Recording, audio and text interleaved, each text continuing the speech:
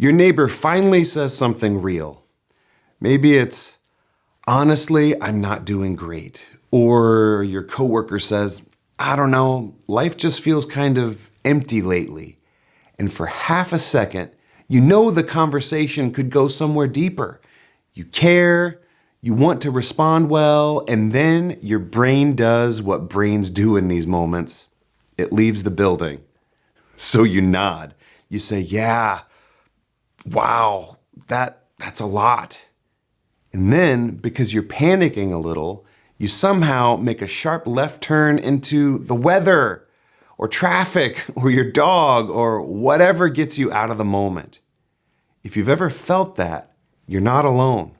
A lot of us avoid faith conversations, not because we don't care, but because we don't know what to say without sounding pushy, fake, preachy, or just weird. So today, we're going to talk about how to have those conversations in a natural, honest way, and how to gently point someone towards Jesus without the conversation turning into a sales pitch.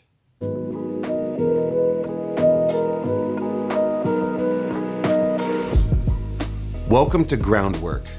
I'm Mike Collins. This is a place where we try to take faith seriously without pretending life is simple. And today, we're talking about faith conversations. Not arguments or memorized speeches, not pressure tactics, just conversations. The kind that happen in ordinary life when somebody says something real and you suddenly realize, okay, this moment could go deeper. This matters because at Solid Ground, we're moving into a season where we're asking God to make us more attentive to the people around us. Not just people in general, but actual people with names and stories. A neighbor, a family member, a coworker, a friend, somebody who may be hurting, searching, lonely, exhausted, angry, or maybe just quietly wondering if there's more to life than getting through another week. And honestly, I think a lot of us are more willing than we think. We're willing to care. We're willing to pray. We may even be willing to invite, but we still have the basic question. What do I even say? And underneath that is an even bigger question. How do I point someone to Jesus without making the conversation feel forced? And let's be honest about why this feels hard. A lot of us grew up thinking evangelism meant we had to get somebody from zero to fully convinced in one conversation. Like there was some perfect set of words we were supposed to know and we missed our chance. We blew it. Or maybe we've seen outreach done in ways that feel more like a sales pitch than a conversation, and we thought, if that's what this is, I don't know if I can do it. Some of us have also been on the receiving end of awkward religious conversations. So we know how bad it feels when somebody stops listening and starts delivering something that sounds rehearsed. And that's a fair concern because people can tell when they're being treated like a project. If we're only listening long enough to find our opening, that's not really love. But the fact that we don't want to be manipulative doesn't mean that we should never speak. It just means we need to learn a better way to speak. A way that's honest and human and actually rooted in care.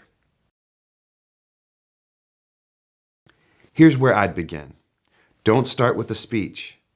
Most of the time, the best thing you can do first is just listen longer than you normally would. Yeah, that sounds simple. But it's hard because a lot of us are so anxious about what we're going to say next that we barely hear what the other person just said. We're already in our heads looking for the right Bible verse and the right transition and the right answer. But love doesn't begin with the perfect sentence.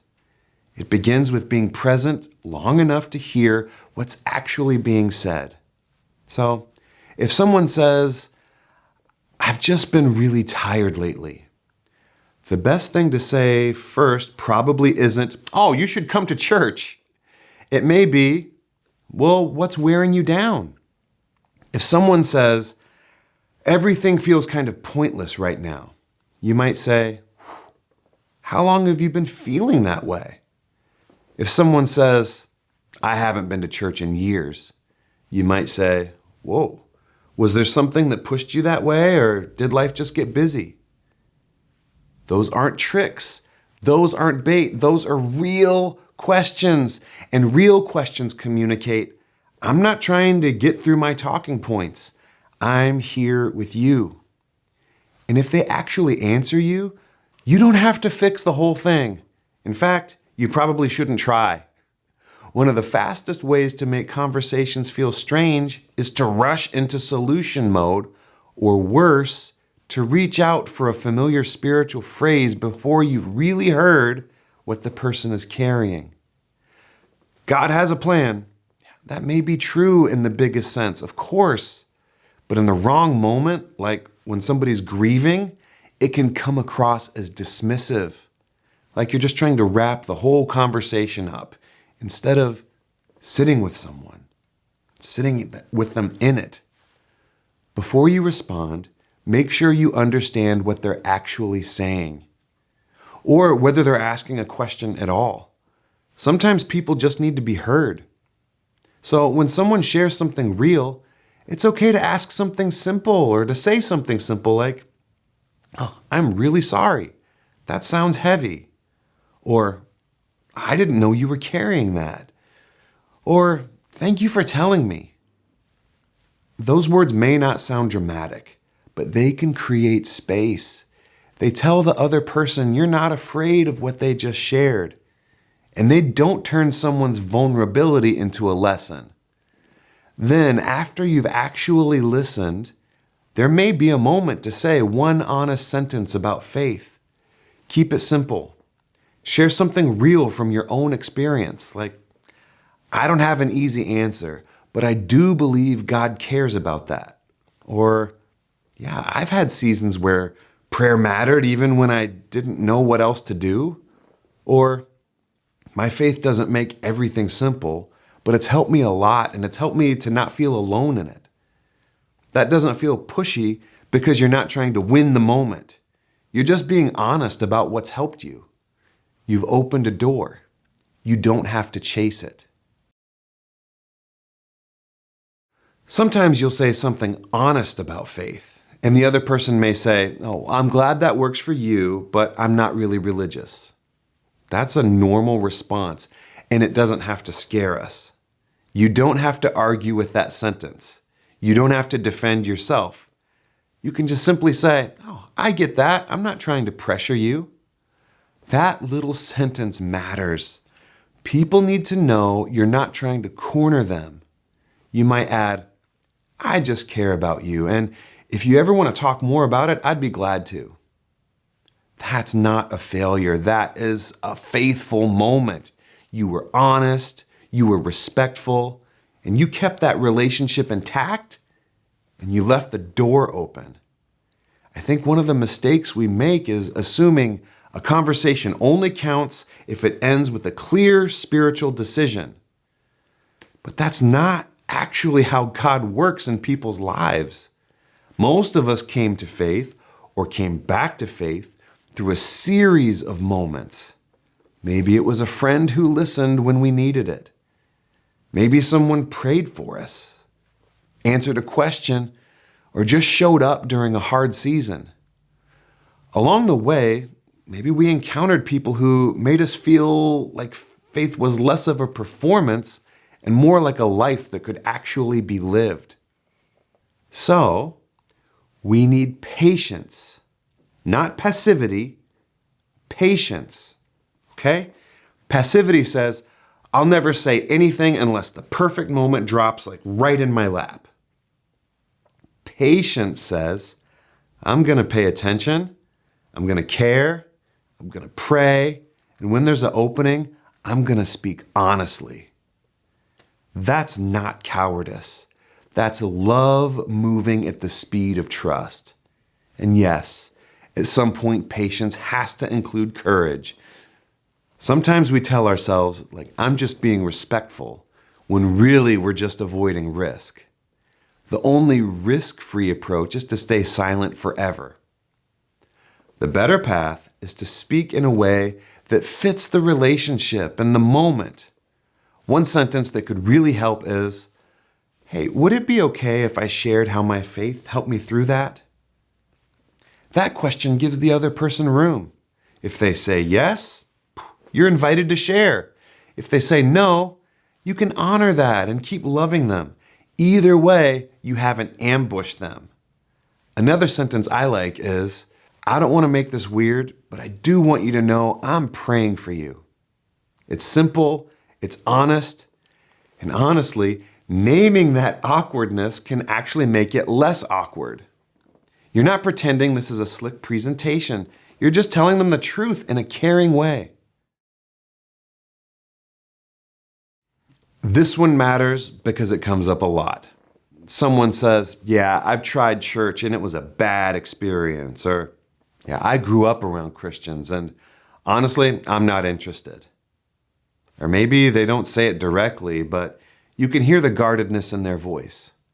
Our first instinct may be to explain, like, "Well, not all churches are like that. Like you were hurt by people, not the church." And that may be true, but it's usually not the first thing they need to hear. If someone tells you they've been hurt by church, a better response might be, "Oh, I'm really sorry. I know church hasn't always represented Jesus well." That doesn't mean you're accepting blame for everything Christians have ever done. It means you're not dismissing their pain. And then, if the conversation stays open, you might say, "I still believe Jesus is worth considering, even when his people have failed. But I understand why that would be hard." That's a very different posture than arguing. It's humble, it's honest, and it keeps Jesus at the center without pretending church has always gotten it right. Sometimes the most powerful witness is not winning the point, but refusing to get defensive. A lot of people have experienced Christians as people who they just need to be right. So when they meet someone who can listen, apologize, and stay calm and speak with hope, that can be disarming in the best way. Some of us feel unqualified before the conversation even starts. We think, "I don't know enough," or, "Oh, my life is way too messy," or, "I'm not the person who should be talking to anybody about faith." I understand that feeling, and of course, we got to keep growing. We should learn scripture. We should deepen our prayer lives and become people of integrity, of course. But if you're waiting until you feel completely qualified, you'll probably be waiting forever. Most faithful witness isn't one expert explaining life to one beginner. It's the person who needs grace talking to another person who needs grace. That means you are allowed to say, "I don't know." It's okay. If someone asks you a question you can't answer, you could say, "That's a really good question, and I don't want to fake an answer. Can I think about that and come back to it?" You guys, that may actually build trust. People are used to religious types pretending to know more than they do. Humility can be refreshing. You don't want to use "I don't know" as a way to end the conversation forever. So be honest and curious at the same time. "I don't know, but I'll look into it." "I don't know, but I know what helped me." "I don't know all the reasons, but I've seen enough of Jesus to keep trusting him." Those are all real answers. They don't pretend to be complete, but they're faithful. And when you genuinely don't know what to say, it's okay to say, "I'm not sure I have the right words, but I'm really glad you told me." That may actually be better than a polished answer that you wish you had. At some point, good listening has to lead somewhere. We don't just listen to be nice. We listen because we love people and because we believe Jesus is really good news for them. So there's one thing we need to say clearly. The goal of evangelism is not just getting someone to come to church. I want people to come to church. I believe the church matters. I believe we need the body of Christ. But the real goal isn't coming to church. It's coming to Jesus. Sometimes the next faithful step is, would you like to come to church with me this Sunday? But sometimes the next faithful step is more direct. Would you like to talk more about what it means to follow Jesus? Or would it be okay if I explained what Christians actually mean by the gospel? Or would you want to pray about this together? I know that can feel intimidating because sometimes we think, my job is to get them to church, and then maybe the pastor or the worship team or somebody more qualified can take it from there. But that's not really how church works. Church matters, pastors matter, but ordinary believers aren't just delivery drivers bringing the people to the professionals. If you belong to Jesus, you can talk about Jesus in ordinary language, not with theological sophistication, not with a perfect script, just simply and honestly. So what would that sound like? It may sound something like this. The way I understand the gospel is God made us for relationship with Him, but all of us have turned from Him in our own way. That's what the Bible calls sin. It's not just breaking the rules, but it's a deeper problem of living apart from God. But God didn't leave us there. Jesus came to us. He lived the life we couldn't live, died for our sin, and rose again so we could be forgiven and brought back to God. And the invitation is to trust Him. Not just believe Him or believe ideas about Him, but to actually turn toward Him and receive His grace. That's not the only way to say it.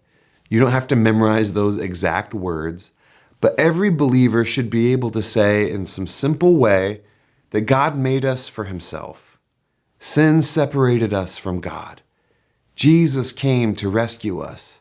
He died and rose again, and now He invites us to turn to Him and trust Him and receive new life. You can say that gently. You can say that with humility. You can even say, I may not explain this perfectly, but this is the heart of what I believe. That kind of honesty can be powerful. And if the details feel like they're too much to remember, or if you know they'll fly right out of your head when the moment comes, we've written it down for you. Just grab your phone and go to solidgroundchurch.com/Jesus. That'll take you to a page where we walk you through the plan of salvation step by step in plain language. You can read it ahead of time, you can send it to someone, or even pull it up in the moment. Say, this explains what I'm trying to say better than I probably can. From there, you don't have to force anything. You can just ask a simple question. Does that make sense? Or is this something that you've ever considered? Or would you want to talk about it more, what it would look like to follow Jesus? You're not forcing a decision, you're opening a door. But you're also not hiding the most important part. Sometimes the invitation is direct. Would you like to pray about this? Or would you want to take a step forward trusting Jesus? And sometimes the next step is more relational. Would you like to read one of the Gospels together? Or would you like to come to church with me this Sunday? Church can be a place where someone hears the gospel, meets other believers, asks questions, and begins to see what following Jesus looks like in community. So yes, invite them to church when that makes sense. Just don't confuse the invitation to church with the invitation to Christ. Like I said, we're not just trying to get people to come to a building. We're praying that they come to Jesus. But for now, as we move into this summer at Solid Ground, here's one step I ask you to take. Sometime today, stop for a minute and ask God, who's one person you want me to pay attention to this summer? someone I can pray for, care for, and gently point towards Jesus. Maybe a name comes right away. Maybe it doesn't. That's okay. Just start praying and start paying attention.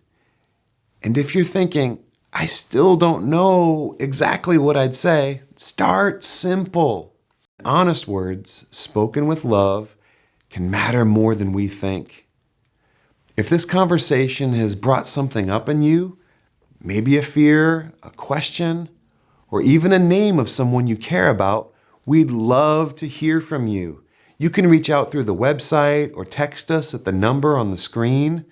We want to hear from you. You don't have to figure all of this out alone.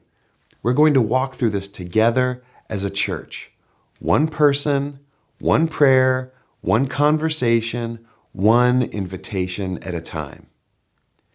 Thanks for joining us on Groundwork. We'll see you next time.